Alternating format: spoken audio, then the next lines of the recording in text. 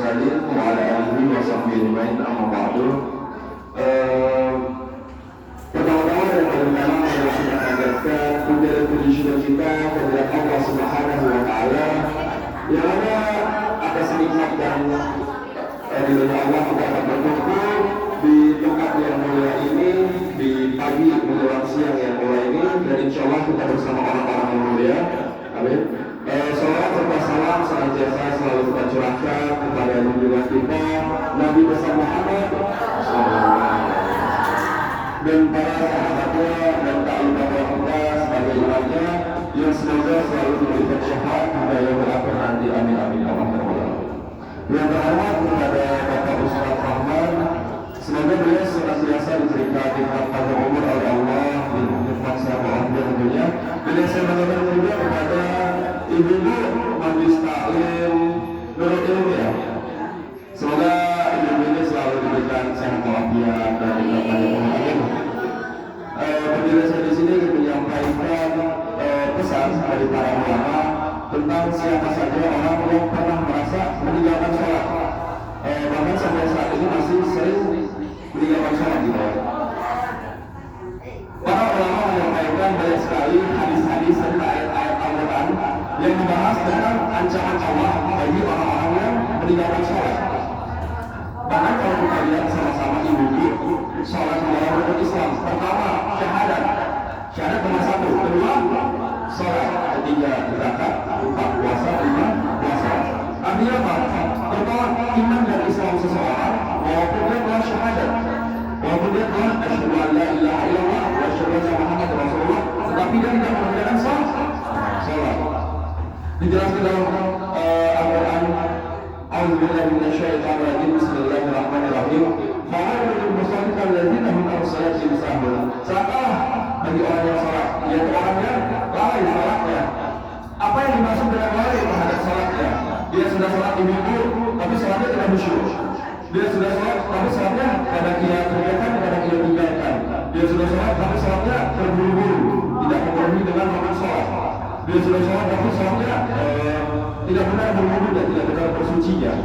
Lalu bagaimana dengan orang yang tidak salat? Makanya Allah Subhanahu wa taala menyebutkan ciri-ciri orang yang munafik. Yang pertama yaitu adalah orang-orang yang malas salat. Bukan yang tidak salat, tapi yang malas salatnya. Dijelaskan dalam surat An-Nisa, A'udzubillahi minasyaitonir rajim, bismillahirrahmanirrahim. Wa idza qamu ila salati qamu kusala. Dan apabila mereka berdiri untuk salat, mereka berdiri dalam keadaan kusala, bermalas-malasan. Kita salat ibu-ibu, tapi apakah salat kita termasuk bermalas-malasan? Bagaimana dengan salat kita kemarin? Salat tarawih kita, salat duha kita.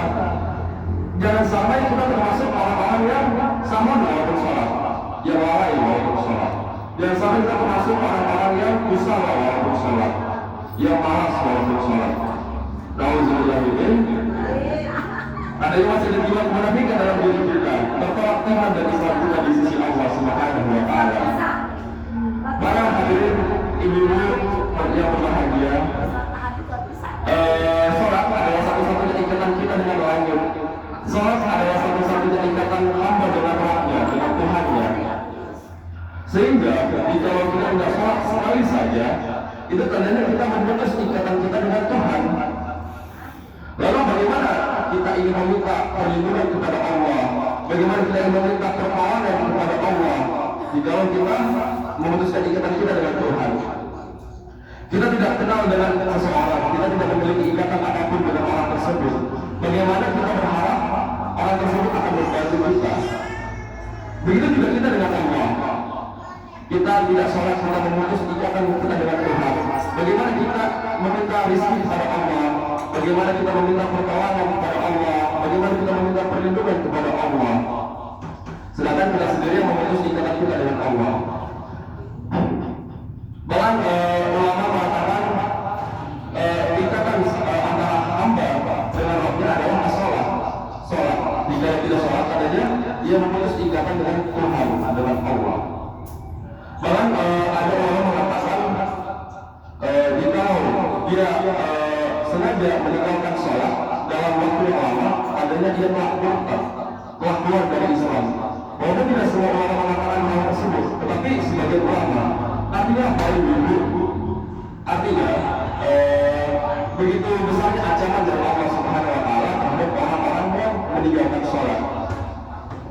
Bahkan Allah Subhanahu Wa Taala memberikan banyak sekali peringatan untuk kita semua ibu-ibu. Kita tidak bisa sholat di masjid, kita bisa sholat di rumah. Kita tidak bisa sholat berdiri, kita bisa sholat duduk. Tidak bisa duduk, kita bisa berbaring. Makanya nggak ada alasan untuk meninggalkan sholat. Mungkin seperti saja ibu yang dapat saya sampaikan, ya semoga ini bermanfaat untuk ibu dan semoga kita semua diterima sholat kita, diterima iman Islam kita di sisi Allah.